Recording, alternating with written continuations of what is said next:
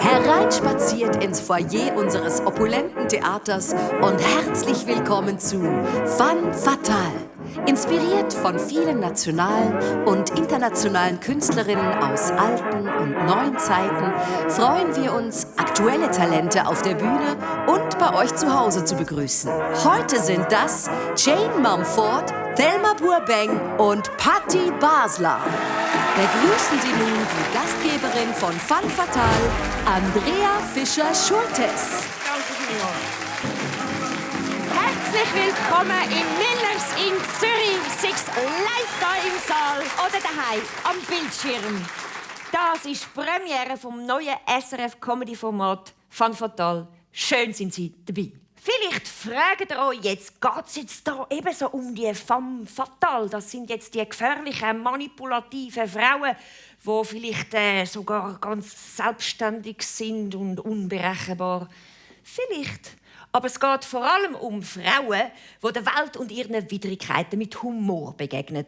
Darum freuen wir uns umso mehr, in unserer Sendung drei grandiose Künstlerinnen dabei zu haben, die eben kein Blatt vors Maul nehmen und sagen, wie sie die Welt sehen und was sie denken. Wir nehmen euch mit heute auf eine Tour d'Horizon von Rauch und Asche über Frauen, die Frauen mit Musikinstrumenten heilen wollen. Ich weiss auch nicht so genau, wie das funktionieren soll. Bis zu einer guten Dosis Spiritismus mit Y geschrieben, wie Johanna Spiri. Lasst euch überraschen. Ich freue mich wahnsinnig auf unsere erste Künstlerin und keine ist so waghalsig wie sie und läuft auf dem Grat zwischen Coolsein und Selbstzweifel und getraut sich auch noch auf beiden Seiten in die Abgründe herabzuschauen. Begrüßt mit mir die grandiose Jane Mumford. Oh, you're taking it slow. I'm watching it grow. You're starting the show. You're starting the show. You know that I know. That you know I know. Oh mein Gott, hallo miteinander! Leck, sind ihr gut drauf? Euch hätte ich im November gebraucht, dort, wo ich gezügelt habe. Hey, zügeln, ich hasse es, es ist so anstrengend. Aber beim Zügeln habe ich ein altes Fotoalbum gefunden von meiner Zeit im Gimmi. Humble brag. Und was ich wirklich krass finde, ist, es gibt nichts Uncooleres als ein Kind, das probiert, cool auszusehen. Ich auf jedem Foto.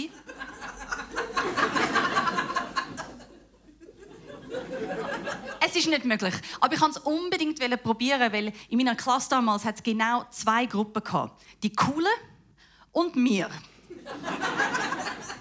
Wer war mir? Ach, Streberinnen, Losers, Nerds und ein paar richtig Hardcore-Christen. Jetzt, die Coolen sind in der Pause immer raus, gehen heimlich rauchen. Wir sind in der Pause immer rein, gehen heimlich lesen. Und ja, wir haben alles gelesen, was ihr euch jetzt gerade vorstellt. J.R.R. Tolkien, J.K. Rowling, Jesus Christus, die eine. Es ist krass, so viele J's sind so schlecht gealtert. Ist das immer so bei Fantasy?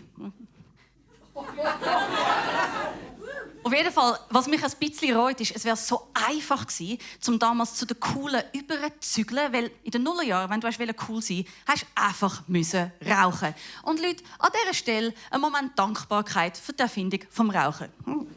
Was für ein Geniestreich! Hey, ein einfaches Werkzeug, mit dem du eine einfache Handlung vollziehst. Und wenn du das machst, wird Schnaufen sexy. Ja, das gleiche Schnaufen, das wir sowieso den ganzen Tag automatisch machen. Aber manchmal gehen wir voraus, gehen schnaufen. Ja. Und dann stecken wir das kleine Stäbchen zwischen unsere Lippen. Und sterben 10 Jahre früher. So cool. Ich meine, stellt euch vor, andere, völlig normale Körperfunktionen würden plötzlich so sexy werden wie Schnaufen. Blinzeln zum Beispiel. Ja, das gleiche Blinzeln, das wir sowieso die ganze Zeit automatisch machen. Aber manchmal gehen wir voraus, gehen blinzeln. Und dann stecken wir so ein kleines Stäbchen zwischen unsere Augenlider. Und sterben 10 Jahre früher. So cool, nicht?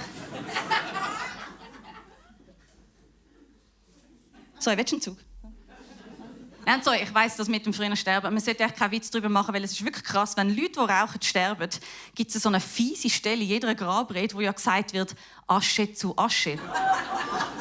Finde ich ein bisschen passiv-aggressiv in so einer Situation. Weißt? Und was willst du groß entgegnen? Du liegst ja selber gerade in so einer Art Aschenbecher. Oder in einem Sarg. Okay, ich weiss, es gibt immer noch Urnen oder Sarg. Und sind wir ehrlich, das ist eine Frage, die man eigentlich gerade beim ersten Date klären muss. Weil es sagt so viel über einen Menschen aus. Urne oder Sarg? Ganz klar Urne. Nein, mach was du willst, mach was du willst. Ich finde einfach so, der Sarg steht zu der Urne wie das Poulet zum Chicken Nugget.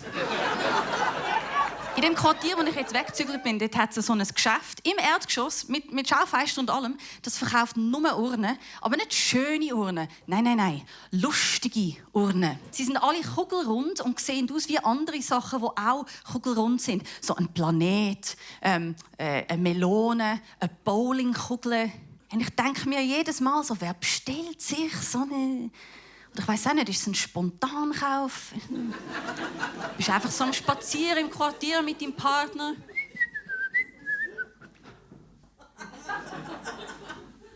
Du, das ist noch frech. He? Heinz, komm mal, Heinz, schau mal, Heinz. Schau dort. Eine Bowlingkugel. Das wäre doch etwas für dich. Wegen dem Kegeln. Und ganz ehrlich, wenn ich es mein ganzes Leben nicht schaffe, zum cool zu werden, dann habe ich noch eine letzte Chance. Und zwar bei dem grossen Zügeln, beim endgültigen Zügeln. Oder? Weil wie cool wäre es, wenn du so ins Jenseits transportiert wirst?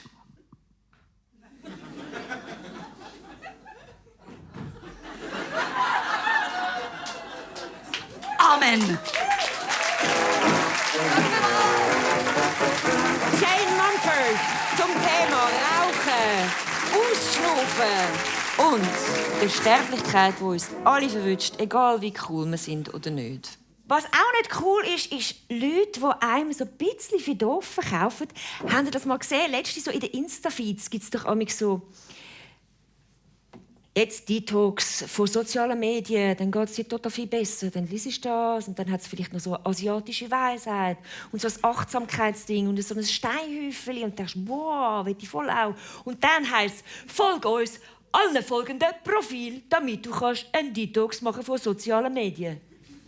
Okay, danke für das.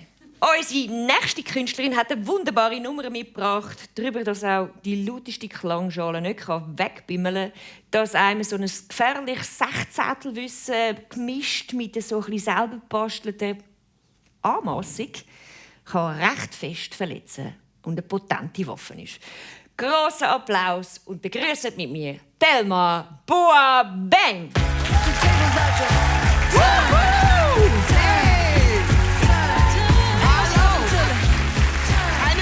Schönen guten Abend.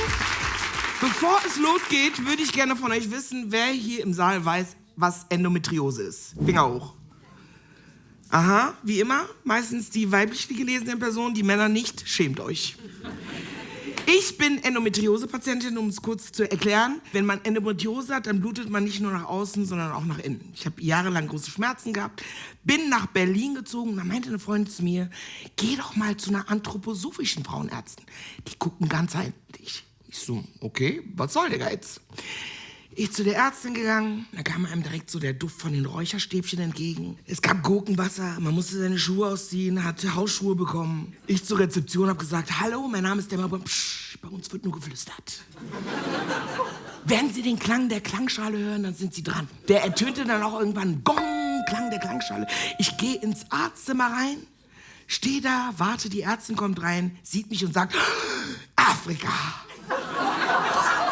Ich so, nee, Thelma Boa-Bang. Nein, sie sei schon mal in Afrika barfuß durch den afrikanischen Sand gelaufen und das sei so toll gewesen. Ich so, okay, danke, können wir jetzt mal bitte?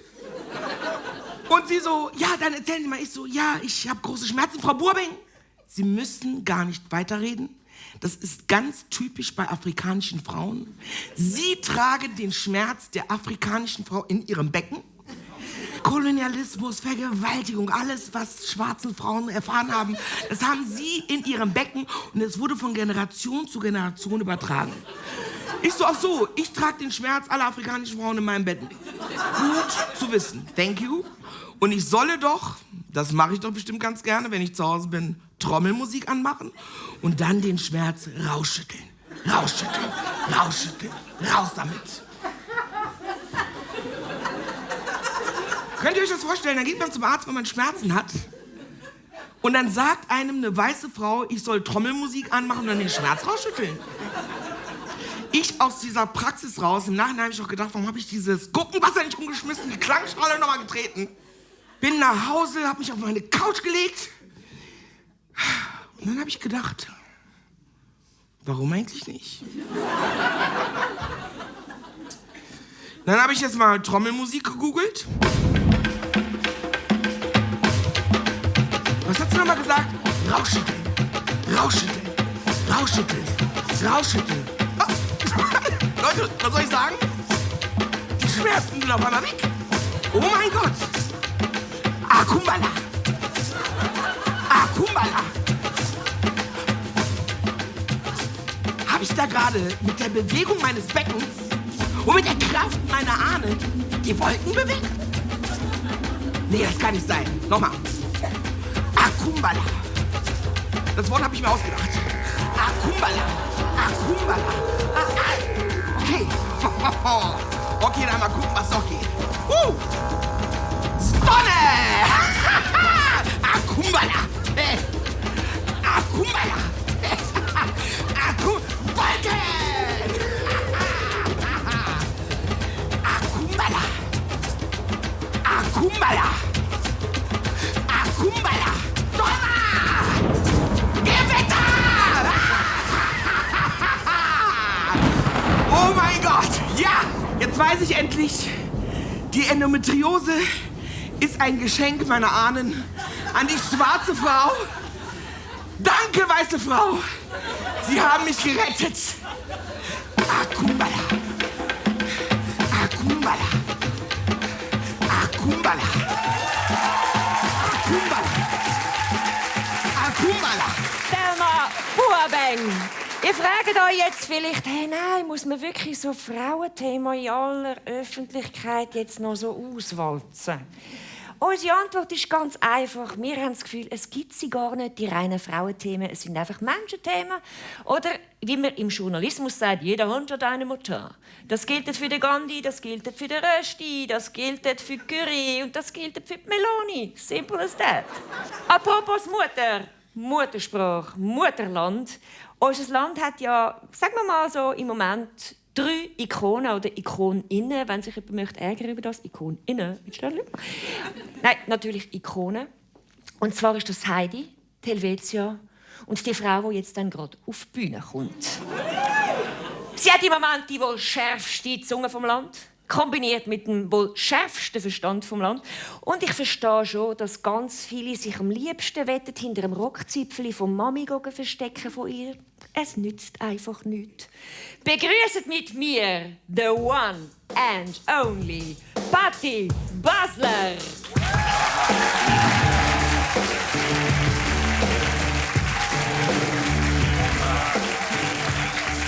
Hallo zusammen. Es ist ein schlimmes Jahr, aber it's all about the mindset. Darum habe ich jetzt dieses Jahr Fastenzeit gemacht. Also, das ist keine Ahnung, von was ich rede. Nein, weißt du, so mit Slim Lady Powder. Fastenzeit, das ist für die Jungen und die aus Zürich, das ist Ramadan. Einfach auf katholisch. Ja, am Ramadan isst man ja dann nur in der Nacht, oder? Im Dunkeln, damit Gott das nicht sieht, der allwissende Gott. Aber im Katholizismus haltet man sich fast noch ein bisschen raffinierter. Man versteckt einfach das verbotene Fleisch unter einem Mantel und man vernascht es dann heimlich. Und je nach Region heisst das dann Ravioli. Oder Maultaschen. Oder Ministrant. Kirchenarchive sind die Epstein-Files zum Katholizismus. Und die religiösen Food-Influencer kommen alle aus dem Nahen Osten. Jesus, Mohammed, das Heidi. Also das Heidi aus dem ganz Nahen Osten, gell? Aus dem Bündnerland, in der Nähe von Bad Ragaz. In Nahen Ost sagt man die Minarett, das sei eigentlich das Phallus-Symbol der Religion, wo dann eben die Information oben rausquillt, eben bei einem Phallus. Darum sagt man eben auch Minarett. Rett ihnen auch. Und Muezzin auch reden. Die Kirchentüren machen keinen Sinn, als Phallus-Symbol hängen Glocken oben. Das ist, Aber es gilt immer der kulinarische Imperativ. Jesus hat gesagt, brecht das Brot. Mohammed hat gesagt, iss kein Schwein, iss Lamm. Und das Heidi hat die ganze Saal zum Aufstehen oder Absitzen bewegen mit einem Bündner Trockenwurst-Imperativ. Saalsitz. Ja, und das Heidi... Aber das arme Heidi hätte dann nach Frankfurt am Main, oder der Mainstream vom EU-Gedankengut. Und dort musste sie lernen, die Bibel lesen und die protestantische Arbeitsmoral ist ihr so in die Hirnrinden hineingestanzt worden. It's all about the mindset. Frankfurt, das macht den Sinn. Frankfurt ist ein Bankenplatz, Konkurrenz zum Bankenplatz Schweiz. Darum heisst es auch Frankfurt. Oh, jetzt bleibt nur noch das Nazigold. Das ist einfach kein schönes Wort, Nazigold. Ich nenne es Braunkohle. Der Bodenschatz vom Paradeplatz. Und als Heidi zurückgekommen ist, hat sie alle bekehren. Sogar der Geissenpeter mit seiner Leseschwäche, der Analphabeter. Ja. Der ein bisschen ADHS von einem Geissbock und einem 16. DNA von einem Murmeli. Ja, und es gibt auch heute noch so einen Bubble online, oder? Hat das Gefühl, an allem Schlimmen sind die aus dem Ausland und die im Rollstuhl schuld. Können kaum lesen, können kaum schreiben, haben einen ganz kleinen Wortschatz und kommunizieren einfach per Telegramm. Ja, und böse Zungen sagen, heute sei so ein bisschen, gewisse Bubble in der SVP so, aber das stimmt natürlich nicht. Der bekannteste IV-Bezüger der Schweiz war jahrelang der Andreas Glarner, der SVPler. Ja, der hat Rollstuhl aus dem Ausland importiert und dann an die IV verkauft und eigentlich so von einem Beitrag gelebt. Und als seine Partei dann die IV-Beiträge kürzen wollte, hat er einfach die Rollstuhlfirma verkauft. Das ist eine schlaue Exit-Strategie. Der Geissenpeter hingegen, seine Exit-Strategie war eigentlich die Geburtsstunde vom Sterbetourismus. Er hat nämlich die Clara, die aus Deutschland mit dem Rollstuhl angereist ist, loswerden. Mit hochalpinem Extrem-Downhill. Ich nenne das rollende Planung. Das Heidi war allerdings noch schlimmer. Nein, sie hat gesagt, it's all about the mindset. Du musst nur daran glauben, dass du laufen kannst. Sonst musst du daran glauben. Das war so ein bisschen Gangster-Rapperin von den christlichen Influencerinnen. Wirklich ein schlimmes Mädchen auf Romansch. Ein Bad Ragaz. Ich bin ein schlimmes Heidi, ein richtig schlimmes Heidi. Die Clara ist keine Lady, aber Labelsentscheidung. Darum sage ich zur Clara, please stand up, please stand up, please stand up. Ich bin ein schlimmes Heidi, ein richtig schlimmes Heidi. All Heidis ist nur eine kulturelle Aneignung und die lassen mich im Rollstuhl Felswand ab, Felswand ab, Felswand ab. Please stand up, please stand up, please stand up, please stand up. Stand-up oder Saalsitz, ist mir doch egal. Standing Ovulation, ciao zusammen, gell? Patti Basler! Hey, das war es schon mit der ersten Ausgabe von Fun Fatal. Wir haben erfahren, dass Rauchen noch viel mehr ist, als sich nur giftige Partikel in die eigene oder fremde Lunge hineinzumieten. Dass man durchaus mal darauf verzichten darf, jemandem einen heissen Tipp um die Ohren zu schwarten. Und was Johanna Spiri mit dem Jesus und dem Mohammed gemeinsam haben. Danke fürs Zuschauen. Ich hoffe, dass ihr mit einem Quäntchen Humor in die nächste Woche starten und auch am nächsten Sonntag wieder mit dabei sind. Schaut einander, schaut euch selber und habt eine gute Zeit, so wie wir heute, mit der Jane Mumford, Thelma Buabing und Patti Basler.